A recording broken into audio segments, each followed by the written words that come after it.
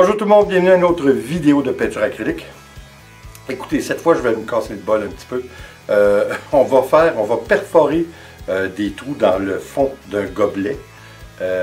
Mais je vais me casser la tête comme je vous ai dit. Je vais prendre un petit gobelet comme celui-ci que je vais renverser. Je vais faire un flip cup avec une couleur primaire. Je vais faire mon flip cup. Ensuite, je vais coller avec de la colle chaude mon autre gobelet, celui-ci ayant des trous autour. Alors, on va faire ce qu'on appelle un dirty pouring, un coulage. En tout cas, je dirais pas ça, là, mais vous comprenez ce que je veux dire. Alors, je crois que ça va être intéressant. Cette fois, par contre, on va ajouter un petit peu de colle blanche à notre acrylique qui va diluer, comme toujours, avec un petit peu d'eau. Je crois que ça va être intéressant pour donner un petit peu de cellule. Et étant donné qu'on va jouer avec notre canevas, on va aussi faire des belles lignes qui devraient être fluides. Alors, on va essayer. Je vais prendre 5 ou 6 couleurs. C'est pas tout à fait clair encore dans ma tête, mais je crois que ça va être intéressant. Alors, comme je vous dis, c'est un petit peu de trouble, mais je pense que ça va en valoir la peine. De toute façon, on va essayer, puis on revient pour le mot de la fin. Allons-y!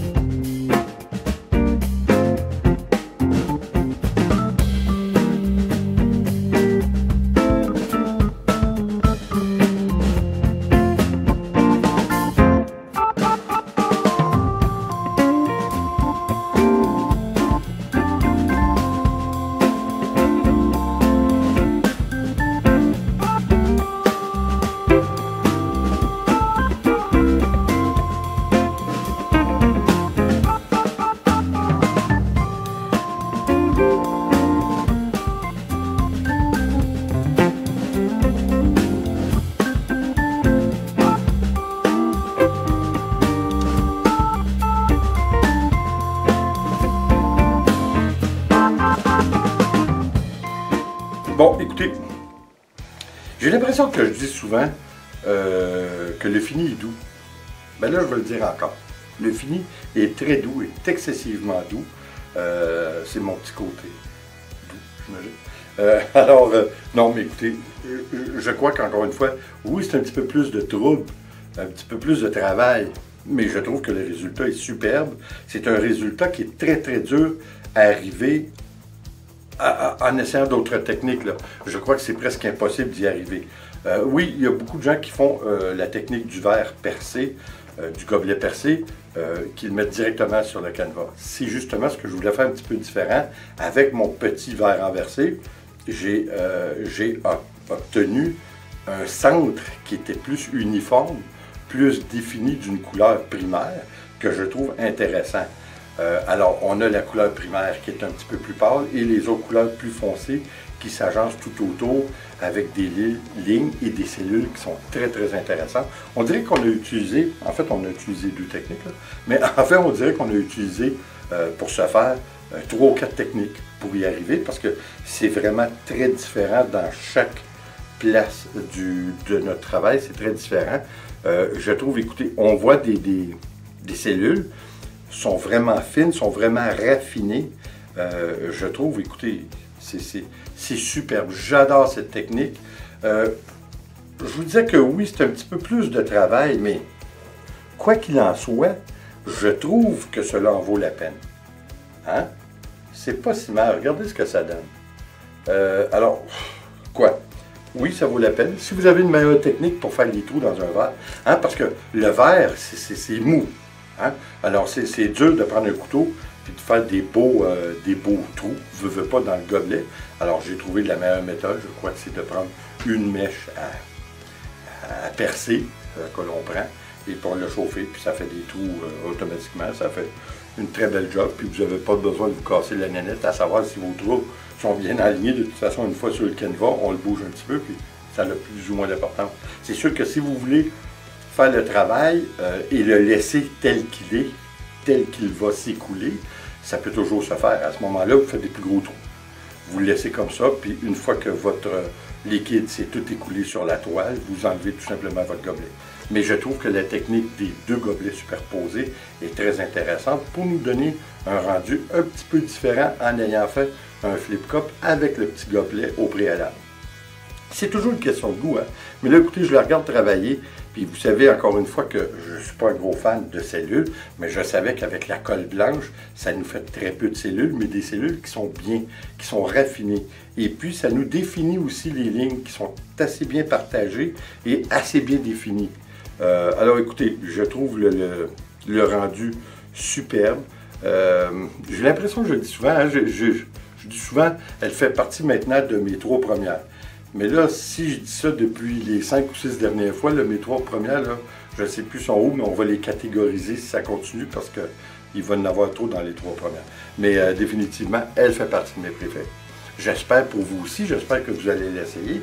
Tout le monde nous a ça, un petit pistolet pour la colle chaude, hein, c'est pas compliqué. Puis je pense que ça va être très intéressant comme rendu. C'est sûr que ça va vous donner un rendu qui est très intéressant et que vous ne reprendrez pas. C'est surtout ça l'important. Hein, comme on dit, c'est rare qu'on n'aime pas, on dit qu'on va détester un rendu après avoir fait un coulage acrylique. Et puis cette fois, je trouve qu'avec cette technique, c'est presque impossible de le dire. Vous ne pouvez pas faire autrement que d'aimer le rendu. Enfin, je l'espère, parce que moi, c'est ce qui m'arrive la plupart du temps.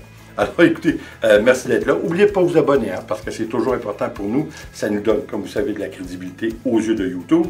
Et puis ça nous encourage aussi pour vous montrer, c'est-à-dire pour nous montrer votre intérêt à ce qu'on continue à partager avec vous. Alors oui, encore une fois, merci d'être là. Et comme toujours, s'il vous plaît, abonnez-vous, laissez un commentaire et partagez.